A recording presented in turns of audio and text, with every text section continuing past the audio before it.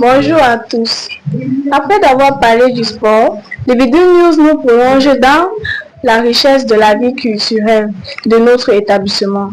Pour aborder le lancement officiel des activités culturelles et périscolaires pour l'année scolaire 2025-2026, nous avons l'honneur de recevoir la dynamique et inspirante chef du service, Madame Sepo Blanche. Bonjour Madame Sepo.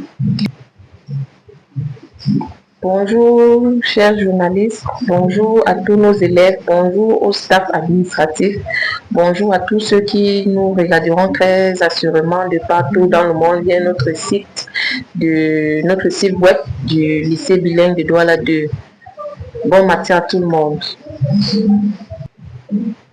Madame Sepo, le rôle de ces activités est crucial pour l'épanouissement. Quelle est la philosophie derrière la programmation de cette nouvelle saison 2025-2026?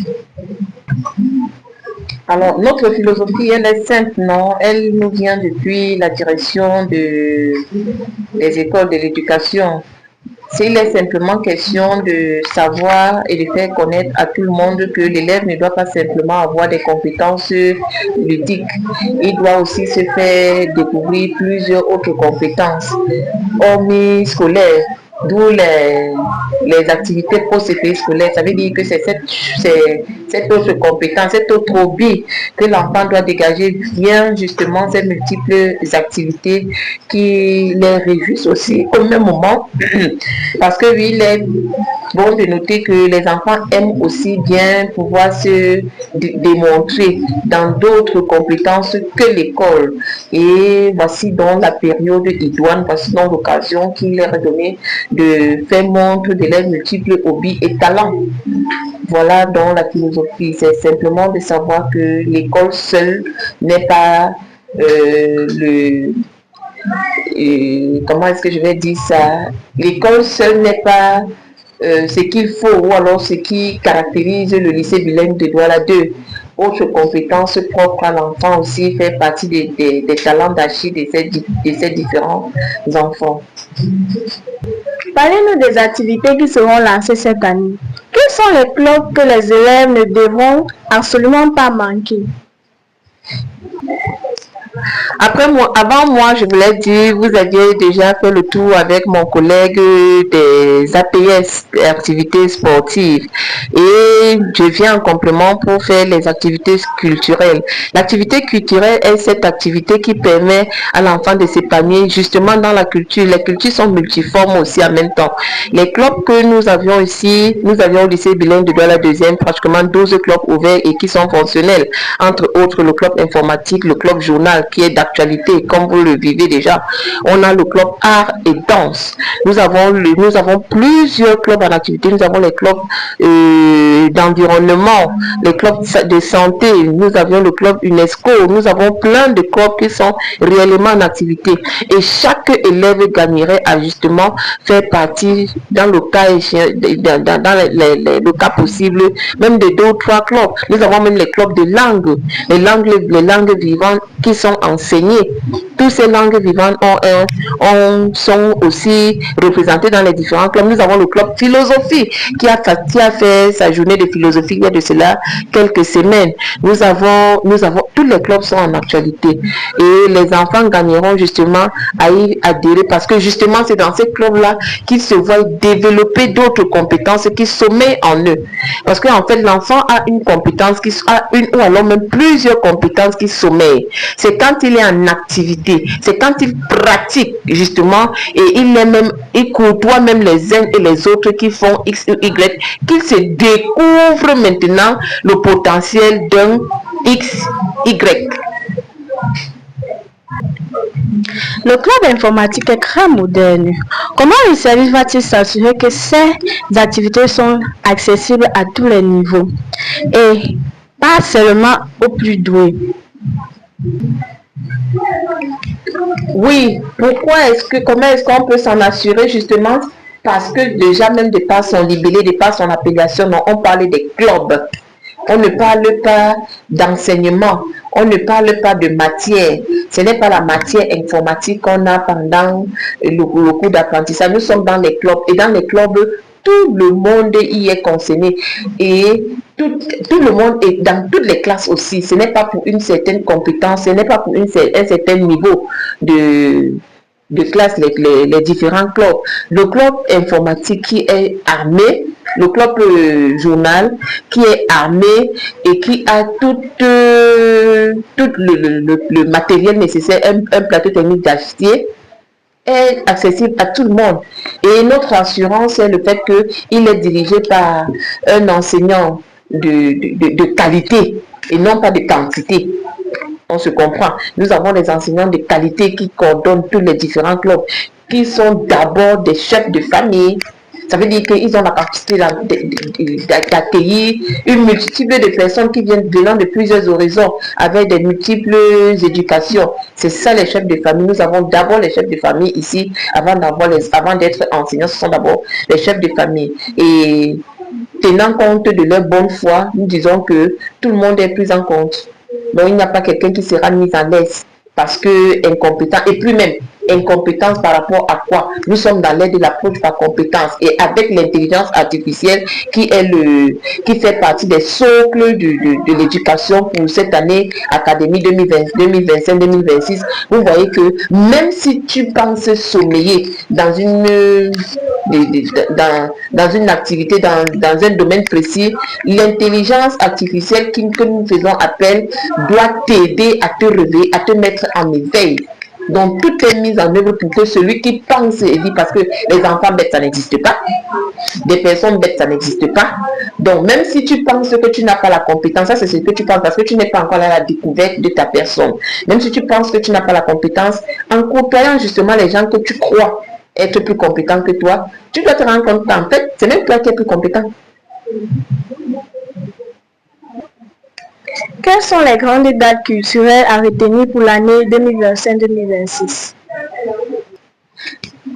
Alors, les dates à retenir pour cette année sont comme auparavant, non.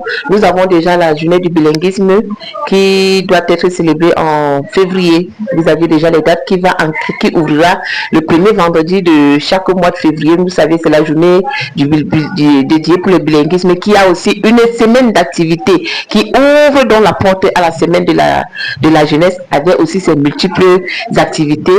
Et en mars, nous allons nous retrouver dans la célébration de la langue maternelle. Voilà nos différentes activités culturelles phares pour cette année. Donc, nous avions le bilinguisme avec la semaine de la jeunesse. Et puis après, nous aurons la langue maternelle qui est encore une activité plus que phare parce que nous allons nous déporter dans un autre établissement d'accueil pour justement manier nos différentes langues maternelles.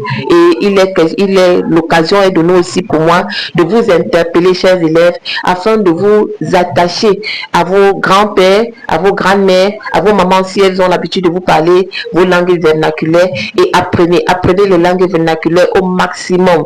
Vraiment, vous avez encore le temps, vous avez l'âge nécessaire, vous avez même la capacité intellectuelle de pouvoir apprendre au même moment au moins 4 langues. 4 langues. 4, on va parler de l'ethnie linguistique, on va dire ça comme ça, et ça vous sera utile. Même si c'est difficile dans la langue de Molière, une leçon, traduisez ça à la langue qui vous paraît la plus facile, et ce sera comme une lettre à la poste. On dit que ces activités peuvent améliorer la performance scolaire. Comment le service de Madame Sepo Blanche mesure-t-il cet impact positif? Oui, forcément, ça améliore les capacités scolaires des enfants parce que dans ces différents clubs, justement, il est question pour certains enseignants d'implémenter davantage les différentes leçons mal acquis ou encore même transmises par certains autres enseignants. Ça fait en sorte que l'enfant est plus éveillé. L'activité post et périscolaire permet à l'enfant de rester plus en éveil. Et un enfant qui est éveillé, un enfant qui a un éveil plus que au coefficient normal est un enfant qui retient à la quasi-totalité les différentes activités déroulées de la journée. Ça se vérifie aussi dans la qualité de leur travail.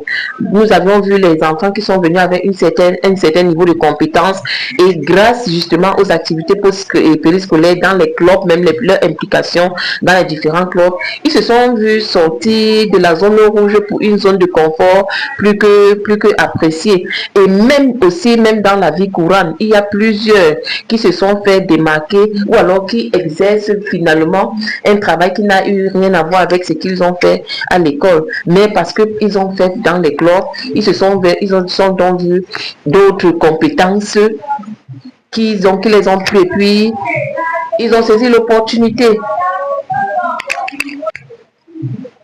Un point crucial est l'assiduité. Comment gérez-vous l'engagement des élèves pour qu'ils ne décrochent pas en cours d'année? Je vous ai dit tout à l'heure, non. Ici, nous avions des enseignants de qualité. Nous avions d'abord des parents, nous avions d'abord des chefs de famille. Et qui parlent de chefs de famille, parlent d'éducation avec le fouet, mais aussi au même moment avec l'éventail. Donc, on fouette en caressant dans le sens du poil. Et on est plein d'amour. L'amour peut tout. L'amour supporte tout. L'amour rectifie tout. L'amour que nous avons pour ces différents apprenants, comme nous allons les appeler, l'amour que nous avons pour ces différents appelants, venant de plusieurs horizons avec des comportements divers, fait en sorte que supporter tout ce qui vient est plus facile. Parce qu'au même moment, à la fin, ce ne sont que des enfants. Et puis les enfants, ça fait des erreurs. Les enfants, ça fait des pécassines. Les enfants, ça commet beaucoup des imprudences. Mais maintenant, à côté, il y a le parent. Le parent, ça rectifie. Le parent, ça aime. Le parent est aimant. Quand tu rectifies un enfant avec amour, le message passe. Et même s'il est sanctionné, il est sanctionné avec amour et action de grâce. Tout est possible. Madame Sepo Blanche, cet aperçu est très stimulant. Quel est votre appel final à l'endroit des élèves qui hésitent à franchir le pas? Je dirais simplement qu'ils perdent beaucoup de choses en restant toujours à la crème. Parce que les clubs sont des places où chaque élève doit être. Peu importe le club, parce que le club, il y a tellement de divertissements, tellement de bonnes choses dans le club. Et le club, que tu le veux ou pas, ça aura toujours un impact positif dans ta vie future. Si tu ne vois pas ça aujourd'hui, demain, quand tu exerceras, tu te rendras compte que grâce au club que tu as fait quand tu étais encore au lycée, tu as pu faire ci, tu as pu faire ça, tu es devenu grâce au club. Donc, je ne peux que lancer encore une sonnette d'alarme pour sensibiliser les uns et les autres justement qui craignent encore le pas de copier le bon exemple, de ne pas avoir d'imiter le bon exemple, copier le bon exemple. Faites comme vos camarades de classe qui appartiennent à plusieurs clubs ou alors à un seul club et qui font des merveilles, que ce soit à l'école, que ce soit en famille, que ce soit même pour la société. Ils seront des personnes sur lesquelles la famille, la société pourra compter sans aucun risque de se tromper. Merci infiniment, Madame Sepo Blanche, chef des activités périscolaires et scolaires. C'était votre humble élève Bineli Naomi de la Fonterie. À la prochaine pour une autre actualité passionnante.